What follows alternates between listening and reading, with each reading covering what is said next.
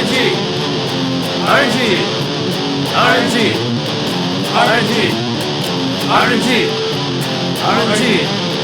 RNG! Welcome to the RNG Podcast. We're five gamers who are going to talk about Magic, other games, and anything else we feel like. Let's start by introducing ourselves. Brian. Hey guys, I'm Brian. I've been playing card games for 14 years. I started with Yu-Gi-Oh! Then moved on to Versus. Met all these guys over here. Became the world champion. That's right, you did.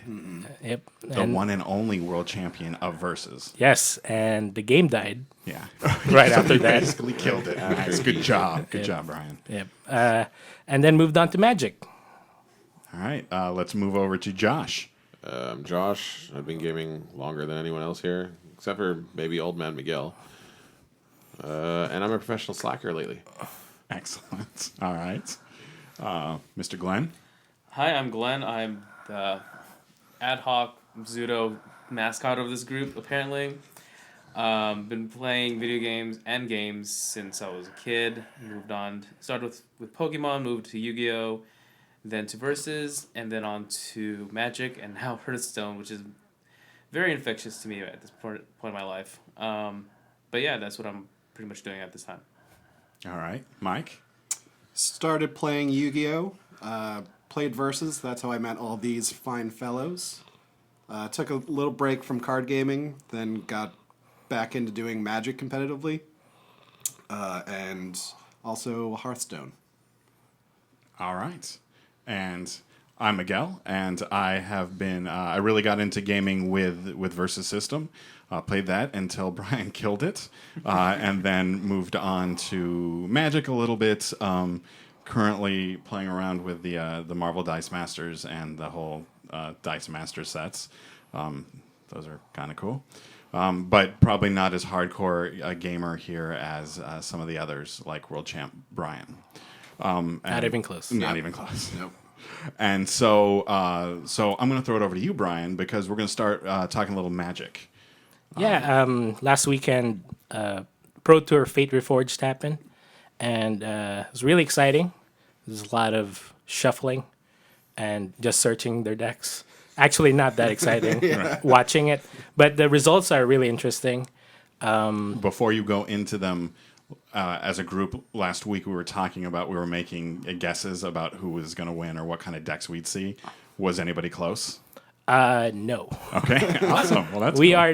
Yeah, Glenn said there would be Abzan in the top 8. And Twin. Okay. Oh, what a surprise! Wow. Good job. But What a long shot. Josh did say that in fact it's going to be a deck, and it was. The pros at Channel Fireball brought it to the tournament, and they did well. They just didn't top 8.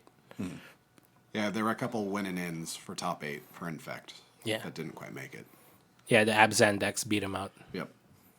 Yeah, it was really interesting. The Amulet Bloom deck that I talked to you about, the crazy stuff, got second place. So tell again, what does that deck do? Oh, so Amulet of Vigor is an artifact. It's a 1-cost artifact that makes any permanent that comes into play tapped, untapped. So it's a trigger. So there's lands that come into play. You gotta bounce a land from the field to your hand, and it produces 2 mana. Since it comes into play, and the Amulet Vigor will trigger and make it untap. So you can make 2 mana and bounce itself to your hand. So there's a card called Summer's Bloom, which will make you get 3 more land drops in 1 turn. So you can play it. It untaps. You can make 2 mana. So you can make 6 mana or 8 mana, whatever, and then play like your kill cards. So it's like a turn 2 win. Wow. Turn 2 win, turn 3 win usually. But Mike, you want to talk about what happened? Yeah, so I watched a stream game where somebody had a turn 1 win in Modern. Wow. Yeah. Oh my god. So it's just solitaire. Yeah, it's a 6-card combo, so it doesn't happen very often. Right. But it plays Simian Spirit Guide to get Amulet out, turn 1. Then it plays a Guru land, untaps, plays Summer Bloom, does that 3 more times, plays Hive Mind, which says each player copies the spell that you play, Yeah. and then it plays Summoner's Pact, which says at the start of your upkeep, play 2 green and 2 colorless, or you lose the game. Mm-hmm. Yeah, and it Right. just did that. Wow. Pass. Yeah, Wow.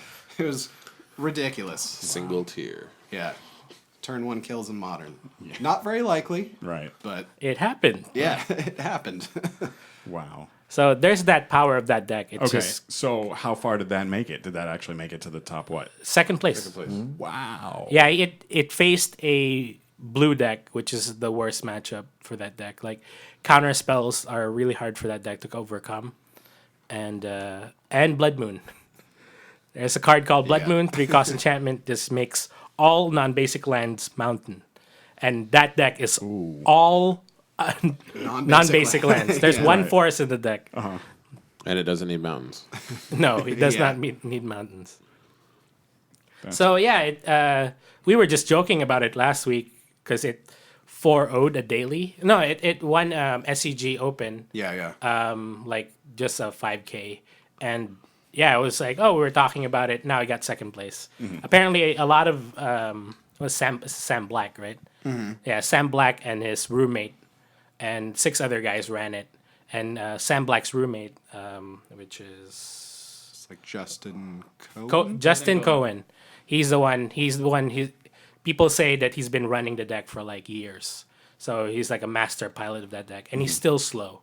When you're watching the games, because he has to put so much thought in every search effect he has, because the deck is very complicated to play. It's straightforward combo, but getting to the combo is really rough. Like you can make one misstep and you're like, oh, you're done. You're not gonna catch up because Modern is so quick. And yeah, he beat Abzan decks that has like hand disruption. He beat a burn deck. It's insane. Like Wow. Yeah. like I was joking about it last week, but not anymore. I think the deck is real. Yeah. You now fear it. I'm always interested. So how much does it cost to put that one together? Things are going up. Everything is just going up. Like Summer's Bloom's like $3 as a common. Amulet of Vigor is now $6 each. Primeval Titan's like 15. Azuzas are the expensive cards. Oh, Azusa is $20 each. No, they're way more than that now. That I checked Sunday. Is it more now? The last time I saw on like the medium price on TCG Player, they were like $60. They tripled in Wow. price. Jeez.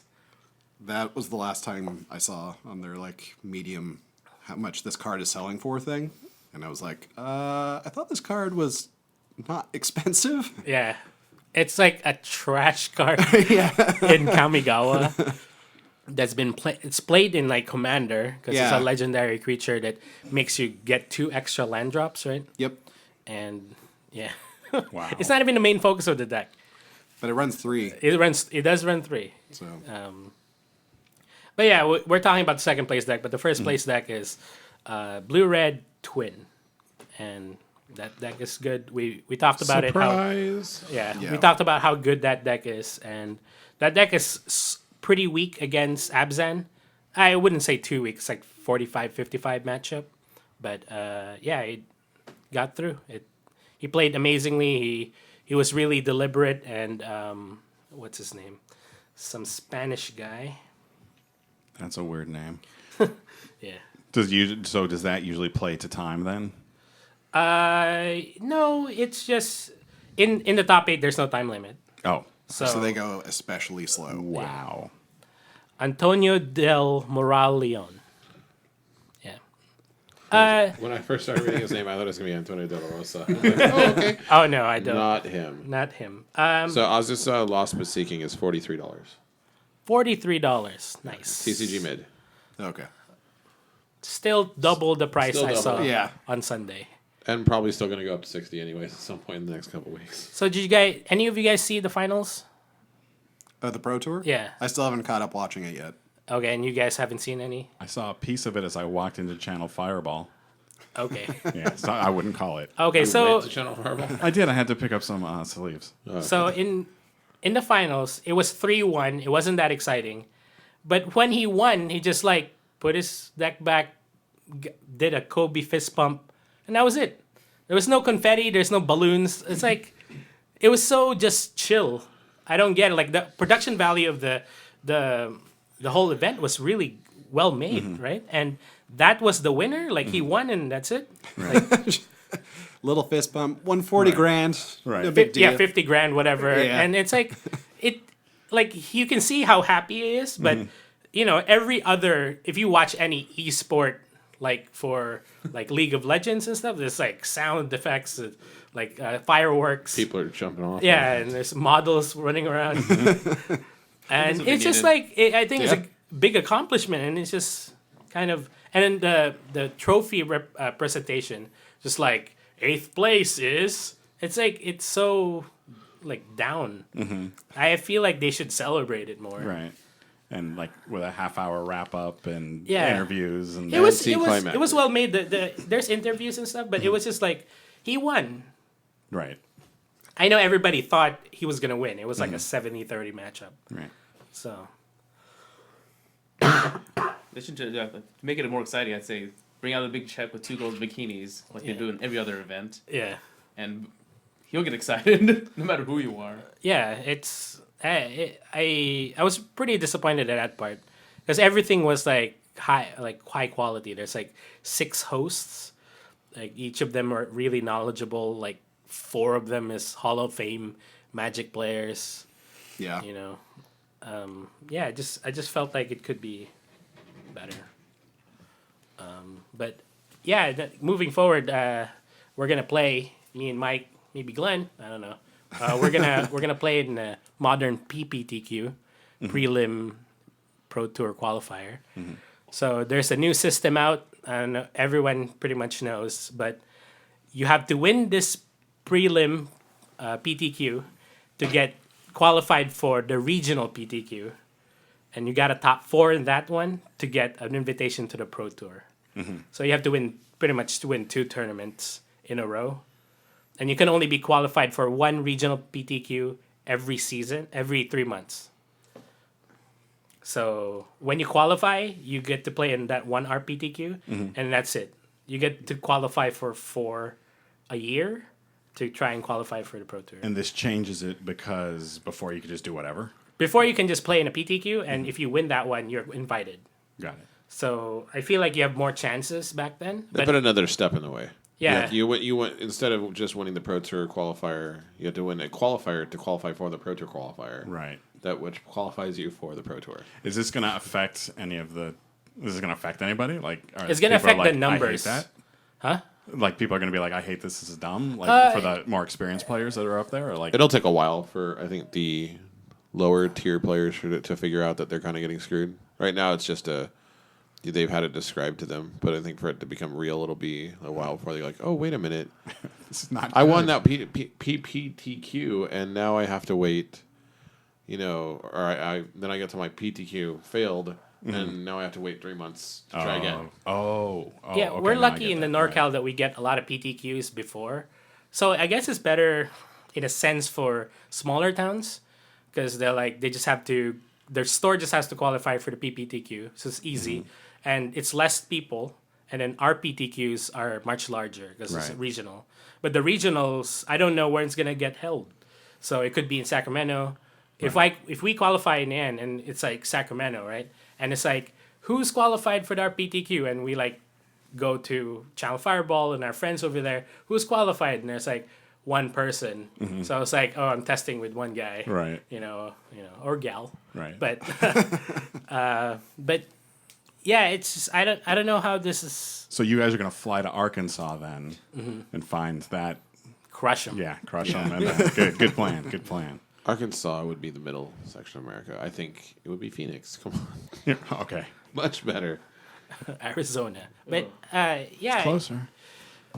I don't know about it. I don't know what I feel about it because when we played on PTQs, it was like ridiculous, like 200 to 400 players for a PTQ. It's like 12 hours. Right. If you actually get the top 8, like I top 8 in August, right? I top 8 in that one. I went 7-0, and then there's 9 rounds, 7-0, and I just drew in 8th round, 9th round. So I was relaxed going into the top 8. But there's some people that played out, like they had to play out all the way to the 9th round, get to the top 8. I got knocked off in the top 8, and then people kept playing, and I had to go home and to work. So, yeah, I mean that'll be better. What do you guys think? I still feel like if you actually make it to the Pro Tour qualifier regional tournaments, I think they're gonna still take forever. I mean, it's like everybody that makes it to that level is gonna take those tournaments way more seriously because you already won a tournament to get there. You're not gonna this is like a fun Magic tournament for me on a Sunday, and if I just happen to win it, I'll go to the Pro Tour. It's like I already won a tournament. Now I'm specifically going to this other tournament that I want to win, and everybody's going to have that mindset. But there's only going to be like 100 people. Yeah, or but less. I think. But it's not a watered down player base. You have Isn't that what? the 100 people that are dead set on winning. Yeah, and I And think know that'll what they're make doing. the play longer. Yeah. It's not like when you went to a normal PTQ and it's like you could have 20 to 50 people who are just your average gamer that's like, I just want to play in a Magic PTQ, no big deal, Yeah. Now it's like, no, I want a tournament to get here full. Like, there's no Yeah. fucking around anymore. Yeah. I do think that's gonna be like 7, 8 rounds, not like 10. Yeah, Plus a playoff. 7-8 playoff. rounds, anyways, is still ran by WotC is just terrible. Or I'm sorry, by Cascade Games, which they're improving. I hear every day, but that doesn't mean that they still know how to run a tournament yet. I mean, How many years has it been since they've been doing this? Jeez. Yeah, they're getting faster. It's just people are people. Magic players are Magic players. Like well, they're if slow. you think about it though, Cascade Games is back to Yu-Gi-Oh days. Yeah, they're They better. were- They're they way were- better now. Yeah. But I mean, it's been 14 years. No, It's more than that. no, less than that. It's like 13 years to 12. But it's been that long, and they still can't. You would figure a company that's been held together that long, all they do is run tournaments. They still can't get it right. Yeah, I don't get how in Vegas they had a Twitter. You can follow the Twitter for every round, so you can see your matchups instead of funneling down, bottlenecked into this like board that you have to look for, or like just. I don't know. This is way too expensive monitors on in the ceiling that you can like see like matchups and stuff. But the Twitter thing was a good idea. Why didn't they have that? Everybody has a smartphone usually. Not Yeah. everybody's like Mike who has a flip phone. it's a 6-year-old flip phone. Right. It's an antique at this point. It's not even a razor. It's not even a razor. I wish it was. Wishing for a flip phone. You can play that one game on it though, right? It's like the little centipede Snake. thing. Snake. Yeah. No, I don't have that on it. Oh. It's not that advanced. Wait, so I didn't, okay. It's not a Nokia. I did, sorry. It's 8-bit. I mean, it's cute. Yeah, Yeah. sure. Yeah. Ladies love it. Especially the That's real sounds it reason. makes when you're texting. Yeah, I make yeah. little songs. Right. Remember those days? Mike's like Yeah. MP3. Fuck you, I got MIDI. Each Yeah, I text is a just- song. So moving forward, like what decks are you looking forward to playing? For This is modern? modern. Yeah, Well, I'm going to be playing Boros Hate Bears. good old Craig Wesco. Yep. It was actually, I think it was a guy who did well in an online daily event with it, and then Craig Wesco was talking about it in one of his articles, and it does some unfair things for modern. So, and I like playing Hate Bears, so I'm going to run that. You can do things like a turn 1 Thalia, which says all non-creature spells cost 1 more to cast, or a turn 1 Leonin Arbiter, which says players must pay 2 colorless mana to search their decks. So if you're on the play and you get out Leonin Arbiter and they only have fetch lands in their hand, they can't actually fetch. So, That sounds rude. yeah, just like stealing games that way sounds good to me. And like fetch lands are running like crazy right now. What's it? Does it have its own kill condition, or is it It's just all little about guys. disruption? Yeah, it's just little like 2/2 guys, 3. Like, I'm running Brimaz is like one of the big threats. Blade Splicer, who makes, when he comes into play, makes a 3/3 Golem. And Restoration. Golems first strike. Yes, he does. And then Restoration Angel to like bounce him to make more golems and things like that to put on a faster clock. And it's Boros colors, so I run like Lightning Bolt and Boros Charm. Yeah. Lightning Helix? Not yet, but maybe. Maybe because of the burn matchups. Yeah, we haven't tested burn matchups yet, so I'm really curious about that. As the main deck, I have 3 dead cards against it, which are Blood Moons. But yeah, turn 2 even mind sensors. That sounds hot. yeah, or like turn 3 Restoration Angel. Yeah. Like woo, 3/4 flying blocker out of nowhere. Just hope that the burn play doesn't drop the Ledion on turn 2. Dear God. So Abzan is a hard matchup, right? I assume so. Because of the hand disruption. Yeah, yeah. I think there will be games where you can get like free wins out of it, and it does run Blood Moon, which I think affects their mana base drastically.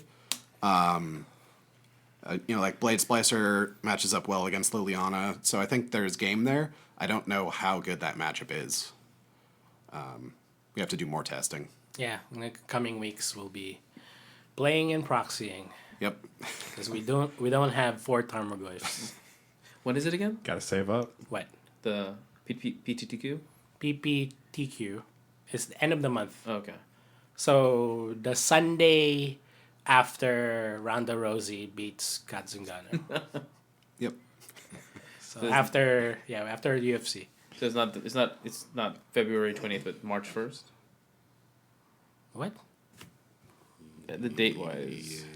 While you're checking your calendar, Glenn, what are you going to play? You obviously don't have that much time to get ready. Well, So what are you going to run? Burn. well, if it's on the 28th, Burn. I'm hoping it's not. It's burn. So it's going to be on the March 1st. Yeah, it's on Sunday. If I had a choice, I'd probably just go with Twin since it's the safest bet. You're gonna borrow a twin deck from somebody? That isn't us. Because we have none of those. Yeah, I'll go. Well, obviously, I was talking to a lot of the extension of our play group, Oh, okay. and I was saying I probably want to build like a deck, and I was thinking Abzan first, but there's no way there's gonna be that many Goyfs running around. So What are you talking about? The Goloviches have like almost 3 play sets. yeah, I know. Yeah, they're not selling though.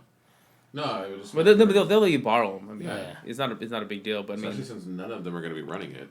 Yeah. Well, Aaron's not playing because he's far away. I mean, he's working a lot. I mean, That's right. And then Jason is.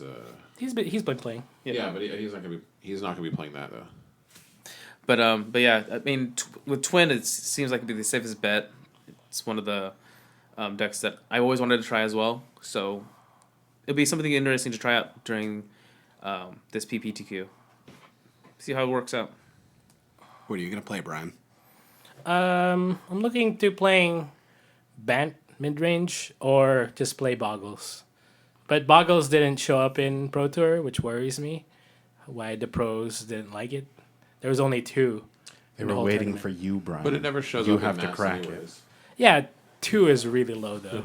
I think it was backlash from the tournaments prior. Like, people saw that Boggles was doing well, and you saw lots of enchantment hate in people's sideboards. So I think people were prepared for it, and that's why pros didn't run it. Because you want to catch people, like, unprepared for that deck. Is when they're prepared for it, it sucks.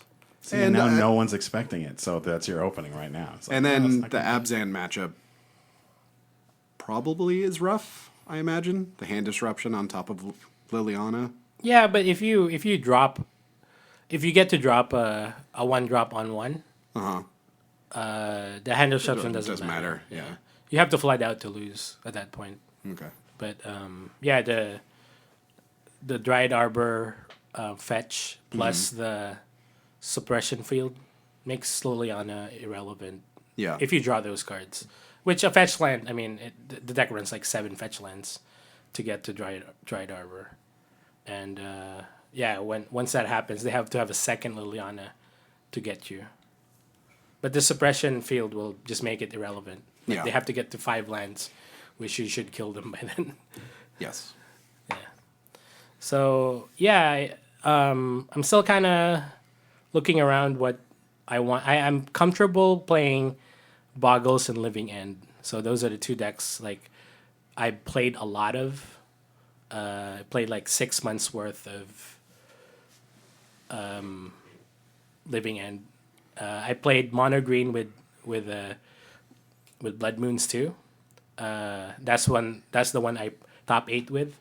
But the metagame has drastically changed by then. There's been bannings and all that stuff. So, yeah, we'll see. We'll be playing a lot. We'll be playing later, practicing later, seeing how we feel. Yep. 2 weeks. Couple of weeks, yeah. Couple weeks. All right. We goldfish a lot. Yeah. Theory craft. Yeah. Cool. All right. Well, I'm sure we'll talk about this again as we progress Yeah. next week. See where we're at. Watch and see that none of the decks that you listed are being played. And Yeah. something else entirely. All right. Now we're going to jump into the segment which we like to call the RNG Podcast Recommends, where we go around the table and we recommend something. It could be a game, it could be a movie, it could be music, whatevs. And we'll start with Brian. So I've been watching this show, and I roped a couple of guys here to start watching it. It's called Man Seeking Woman. It's an FXX show. Am I saying that? FX? Yes. Yeah. I don't know if there's 2 or 3 X's in there. Just 2. But it stars Jay Baruchel. Is that his name? I Yeah. can't say it correctly either, but yeah. From I know who you're talking about. Yeah, Jay Baruchel, Britt Lower, Eric Andre, which is I'm a big fan of. Go watch Eric Andre's show as well. He's amazing, and it's a comedy about like romantic relationships, and they just show it in like an extreme manner. Like in the first episode, the troll. yeah. So, you get in this situation where you get set up, and a friend or your sibling that set you up on this date is like talking the person up, and then you meet the person, and you're like, you don't find them attractive, and in this in the show they portray it as the girl is a troll. A literal Literal. troll. Literal Yeah. troll. Like she, Under a bridge and everything. yeah, she's short, slimy, ugly, and it's awesome. Like, and then there's usually 3 story arcs per episode, per half-hour episode, and it's just awesome. Like every episode has been awesome. But sometimes it doesn't even go like supernatural or extreme. It's just like really awkward date, and it's like you're like waiting for something to happen, and it's just like, oh, this is real life. Like Right. how awful things are. So I walked in what I think was last week or the week before, and you guys were watching it, and I was sort of only half paying attention to it, but it's one of those shows that like really starts demanding your attention like right away. There was something about going to a party where Hitler was he somehow survived, and Hitler was at the party and with this guy's ex-girlfriend, right? Yeah. He kept one-upping him. Right, he kept one-upping him, and it was just horrible and awkward and hilarious and wrong. And yeah, so I'm gonna catch all the episodes because that. Yeah, there's been 5 episodes since yesterday, and highly recommend it. It's really funny. Yeah, the cast is amazing. So Yeah, super bizarre, yeah, but great. Just dawned on me what the first thing I probably remember Jay Baruchel from is he's Sandusky from Tropic Thunder.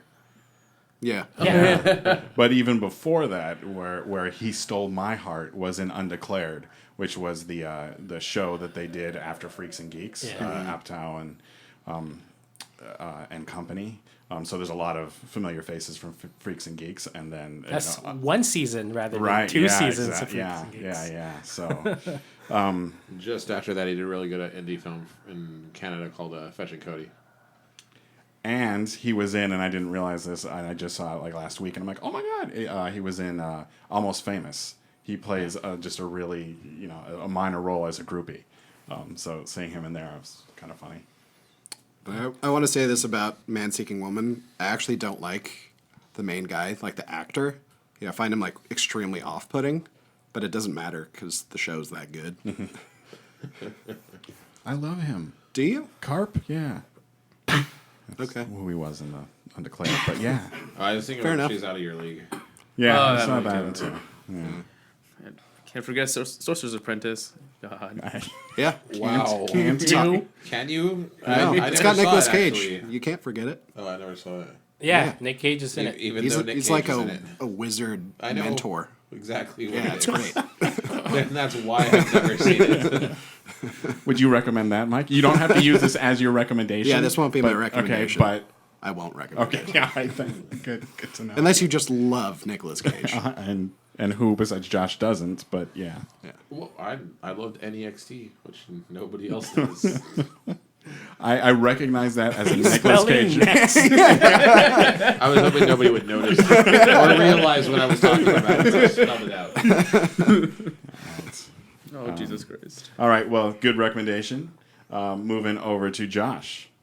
I'm going to be a dick and recommend several things. One being Failure's new album is coming out. It's first album since 1996. They're on songpledge, I think, .com or something like that, raising money, which they've already like killed it. They're selling like their pedals and stuff like that. And Oh, right, you were telling me about this, and they're like selling their like the masters or like high res yeah, so audio. the two things I paid for, which was about 175 total, was I get a copy of the album, a copy of the album masters on a flash drive, and my name in the liner notes. Wow. Do you know the audiophile nerd question? Do you know the sound quality of those masters? Yeah, 44.1K wave files. So it's just straight up digital waves. Right. Stereo, everything like they're, and I'm just not sure what they're gonna be because I don't know if it's just like one wave file per song, which is just CD quality, which isn't really Right. that big a deal, Right. or if it's gonna be like track for track each like instrument or whatever. You can remix your own album. Well, it really wouldn't be that big a deal to them because who remixes space rock? Like, come on. But really, it's your opportunity to add your own vocals, which... Oh, you know, that's what I've been looking for all exactly, this time. You know, now I don't have to use a karaoke machine. Right, exactly. Yeah. All right, Jerk. That's about it. Yeah, what's Yeah. your other recommendation? No, that's good enough. All right. You promise and then you take away. All right, Glenn, what do you recommend? So for all those anime watchers out there listening, it's a pretty old anime that's been released probably back in December. But I mean, since we started the podcast, it's always intrigued me. It's called Parasite. You can catch it on Crunchyroll. Basically, it's a horror, sci-fi-ish kind of storyline where parasites are invading the Earth and they could basically take over your mind. Well, apparently, this one unfortunate individual, our protagonist, ends up getting one in his hand, his right hand.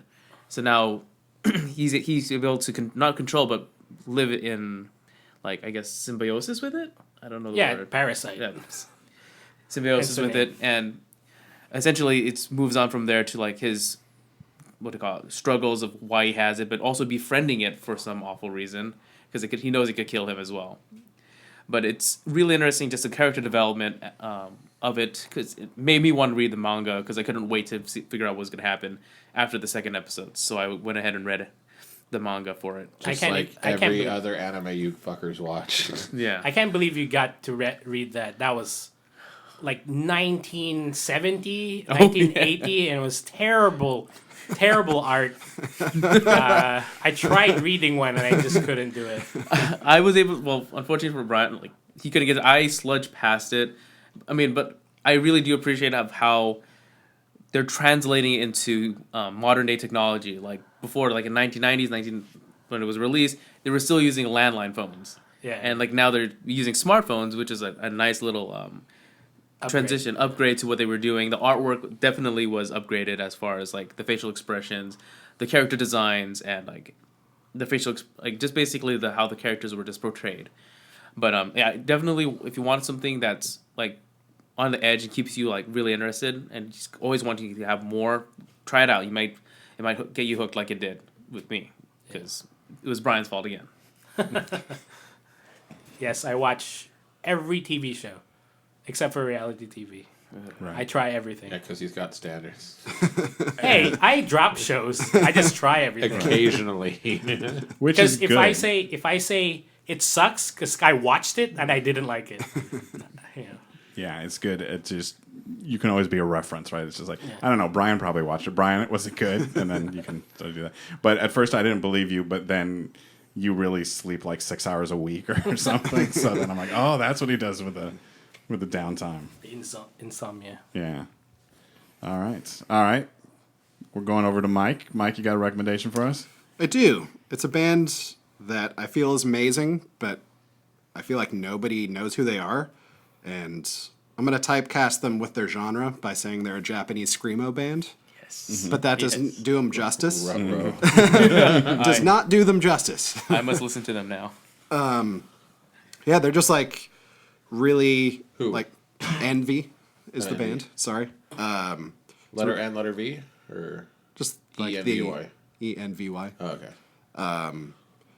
Yeah, they're like Japanese screamo that is like almost poppy in like the melodies they pick and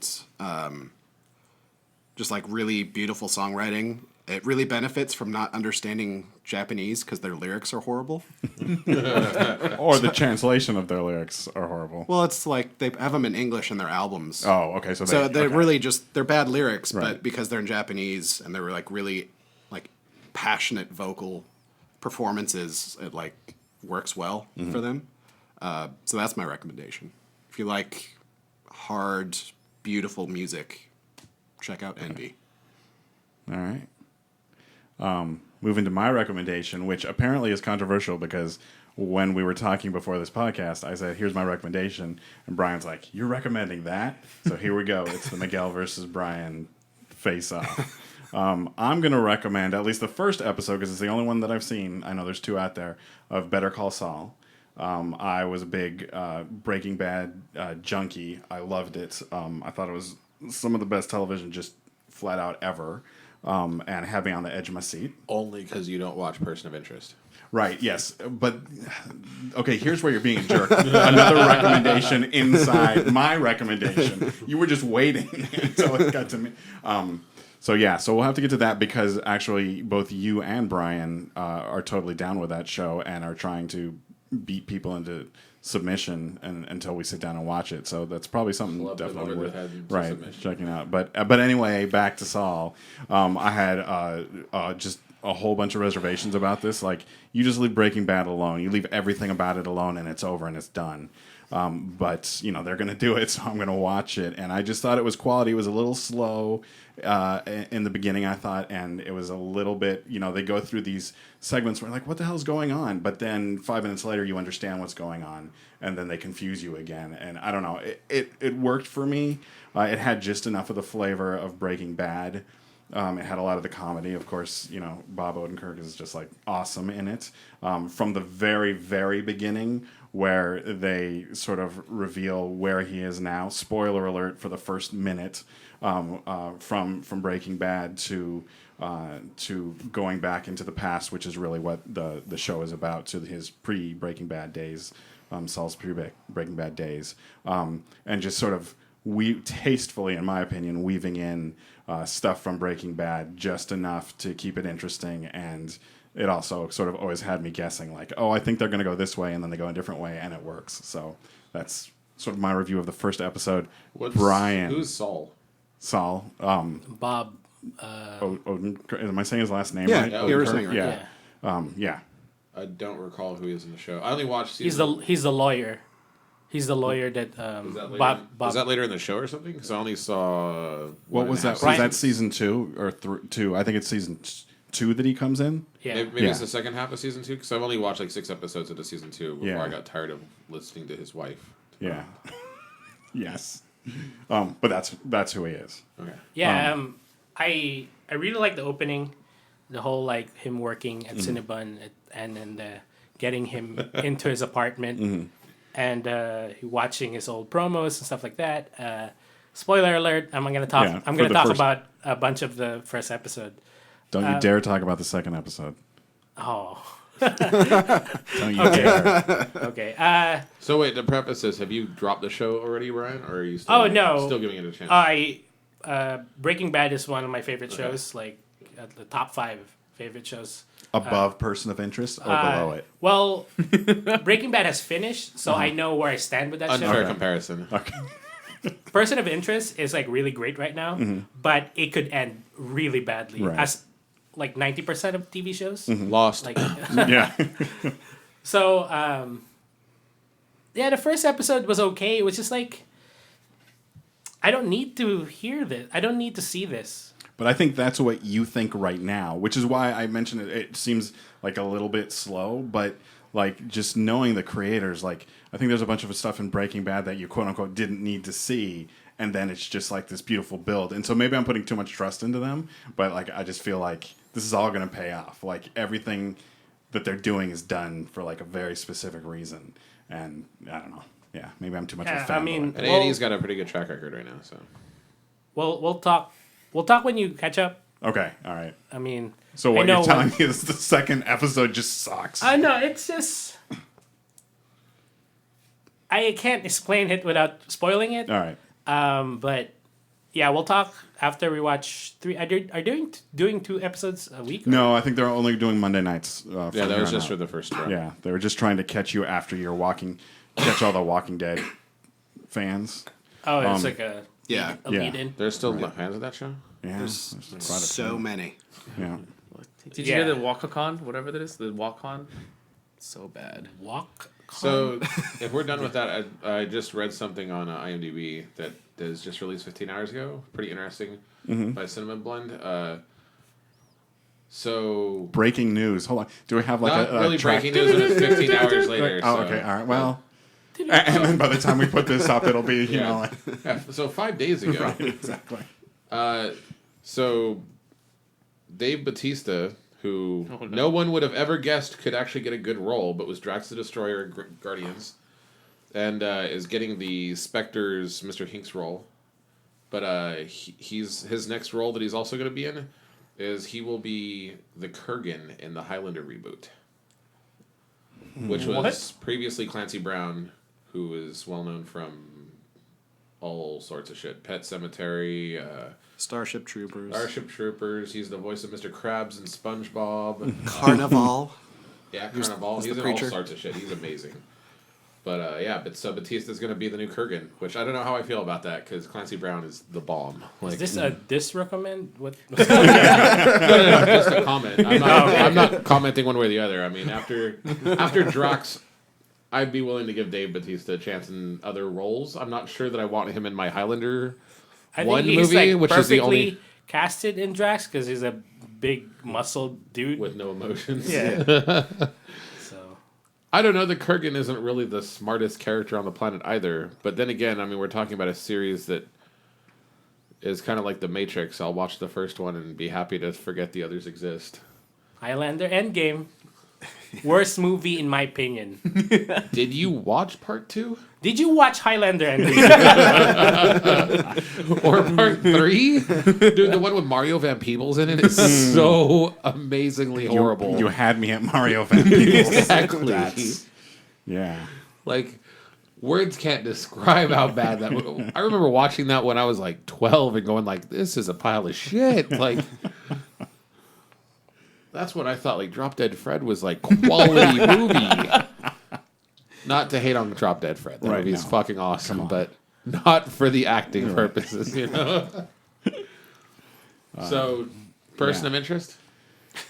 Are we no, just no. recommending over No, and I'm over? not talking about recommending, but Miguel said that we should talk about it since he was bringing up good TV. You might as well. He's opened the door. Oh. We can close out with a little person of interest love. Okay, so person of interest. What season are we in? Season 4. How accessible are the past seasons? Very. All right. You can Continue. watch. They're all on Netflix. Okay. The first 3 seasons are on Netflix. I forget Ben's name from Lost. The actor's name. Oh, I'll look it up. Okay. I think we're So him and Jim Caviezel and those are the basic characters for the beginning of the show. And Jim Caviezel's a ex-CIA / Special Forces guy who's suicidal, and Michael Emerson's character saves his life basically by giving him purpose, and he made a machine that can predict crime and uses the NSA's illegal feeds and stuff like that to predict it. But the machine only predicts major crimes and throws away all the numbers it assigns numbers to each crime. Throws away all the numbers which it calls irrelevant. Michael Emerson's character gets pissed off about that, decides that he's going to save all the irrelevant numbers, which end up being Social Security numbers. They look it up, and they figure out who is in trouble, but they don't know if they're good or bad people that are in trouble. Mm-hmm. They have to determine that and save them or stop them before the event happens. And starts out as a fairly simple Freak of the Week show. They have to do this with an ongoing storyline of, they can't get caught. They both don't exist. Mm-hmm. And there's, for the first two seasons, the cops are after them before they bring the cops into the fold. Or, a couple police officers. Yeah. And then the first 2 seasons are basically set up, even though they're amazing setup. The first season is really, you can tell that they didn't know if the show was going to catch on or not, and they were kind of being very tentative about it. And then season 2, there's a dog that's a character, which is awesome. They just start experimenting a lot. Another thing to preface the show with is it's done by Christopher Nolan's brother. And you can tell it's so well thought out. And then season 3 happens, and I feel like I'm watching Jericho. The show just keeps going, and it gets crazier and crazier and crazier. And I think they've only had one stumbling block episode, and it wasn't really for me. It wasn't a stumbling block. For Brian, I think it was a little bit more. Yeah, and we can't talk about it. Well, we can't do anything without. But I think that's. But it's literally the tension is just constantly building, right. And I think from episode 9 or 7 of season 3, all the way to the end of season 3, 20 episodes. Yeah, they're 20. 20 or 21 episodes, yeah. As probably one of the fastest sprints in television for me, aside from Jericho. Mm-hmm. And then we're in season 4 right now. Mm-hmm. It hasn't stopped. Every episode is ridiculous. Yeah. I have one hang up, and I can't talk about it, but there's one thing that could ruin the show for me, because there's one thing about movies and TVs I really don't like, and they introduced it, and I'm just get it off. Is it sex, Brian? Not enough sex. Okay, all right. They introduced not enough sex. Yeah, I don't know how. Maybe they dangled it and took it away. But that is one thing that I'm really impressed with the show. It's how Games of Thrones, Walking Dead. It's really violent and all that stuff. Shock value, person of interest. People are getting shot in the kneecaps and stuff, but there's not enough. There's not much blood. Not a lot of violence or anything, and they pull off a great show. It's a lot of it's just talking. Yeah, Caviezel's character is basically drawn up at the very beginning as this cold-blooded ex-CIA / Special Forces guy who will do whatever it takes. And I don't think he's killed more than 2 people in the show. He has crippled hundreds. Yeah, there's a lot of crooks and stuff out there with some serious problems walking because of him. But he is. I'm not even sure he's killed anyone really. I think probably there's been explosions he set up that that's true. has killed people. But that's aside from it. They don't show a lot of the gore or the violence, and it's just ideas, and the villains are not unseen. It's crazy. It's so good. All right, cool. Well, that's a good recommendation. And I guess maybe last question for tonight, because you stay up and you watch so much TV, Brian, what is the worst show of this season? Worst show of this season? Yeah. The winter to spring? Just maybe, yeah, sure. Fine, yeah. Qualify it. Yeah. Right now, I think Katherine Heigl's show is really bad. Yeah. State of Affairs. Mm-hmm. That one bored me to death. Yeah, because it's just a direct copy of Tia Leone's show of Madam Secretary, and Madam Secretary is awesome. You should watch that too. But yeah, State of Affairs is a direct copy, and Katherine Heigl can't act. So it's the deep impact to the Armageddon. Oh yeah. Or something like that. Right. All right. Did I get that right? Okay. Yeah, that was a perfect analogy. Yeah. And if it's like really current, I've watched all episodes, but I hated every single one. It's Fresh Off the Boat. Oh, yeah. I've been hearing about that. That looked good. Isn't Min a fan of that show? Huh? I haven't talked to him, Okay. but I'll berate. I thought he said. So something why on do you Facebook keep about it. what? Like, what is the redeeming quality that has you coming back? A friend of mine, Ken, he's Chinese. He likes it. That's what his reason is. No, but that's why you go back is Because I give most shows like 4 to 5 episodes. All right. before Wow, I you're stop. very generous. Yeah, it's a half-hour comedy, Right. but I haven't laughed. Is that so? The comedy's in quotes. Yeah, I Yeah. haven't laughed a single time. So you just hold out until you get the laugh, and then you just Yeah, it's like, there's some parallels to my life, like how Asian parents are really really strict about education and stuff. Mm-hmm. But it was just like, okay, yeah, it's one of those things like, I get what you're saying, you're just not funny. Yeah. excellent. Paul Shear's in it, and he's not making me laugh. What? Yeah, Wow. Writing must be terrible. yeah. All right. All right. Well, now you know what to watch / listen to, and what not to, or at least one show. So anyway, thank you for listening. This has been the RNG Podcast, and if you have any comments, we'd love to hear them. So leave them below, and we'll be casting to you soon. You're fired.